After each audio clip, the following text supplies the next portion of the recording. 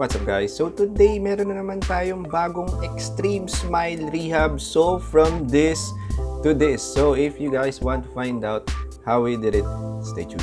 So guys, eto nga pala ang case ni ma'am. So kung titignan nyo, wala na siyang mga ipin sa likod.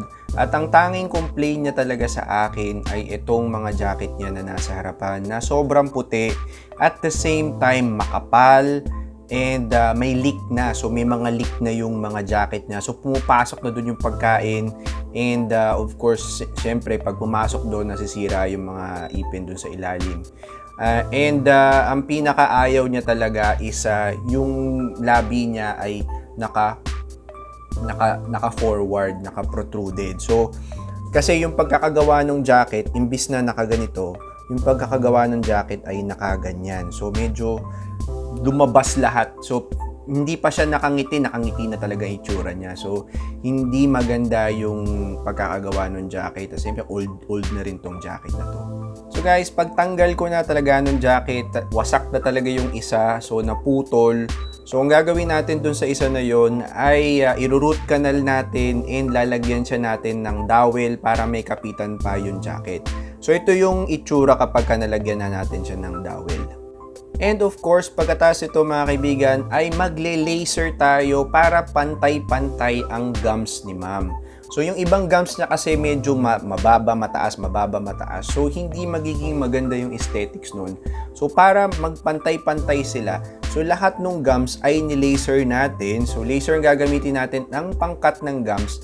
Kasi ang laser ay hindi masakit, mabilis gumaling, at the same time walang dugo. So after natin ma-prep and ma-laser mga kaibigan, ang gagawin natin ay lalagyan na natin si ma'am ng temporary. So ang kagandahan dito sa temporary natin ay digitally made to at 3D print natin to kaya mabilis matapos. At the same time, pwede niya tong maiuwi at pwede niyang ipakita sa mga kamag-anak niya kung siya ba ay gumanda dito sa ating temporary o hindi.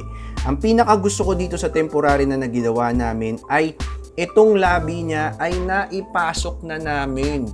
So, hindi na nauuna yung labi niya kaysa doon sa ilong niya.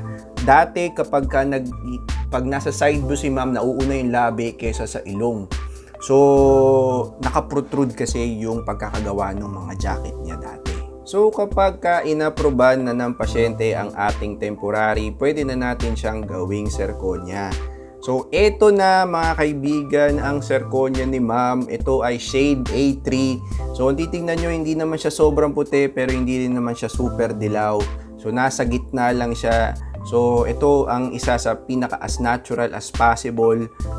So, napakaganda na ng ngiti ni ma'am. Hindi na nauuna yung bibig niya sa kanyang ilong.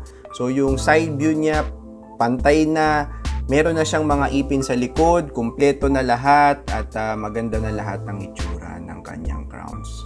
So guys, para sa mga pasyente na gustong magpa-smile rehab, i-message nyo lang kami sa aming Facebook page at i-schedule natin ang inyong online consultation. So, thank you guys for watching my videos guys. Para sa mga bago kong viewers, please paki-subscribe and please paki-ring yung notification bell kasi malay nyo, kayo na ang lucky subscriber na manalo ng bagong Smile Rehab.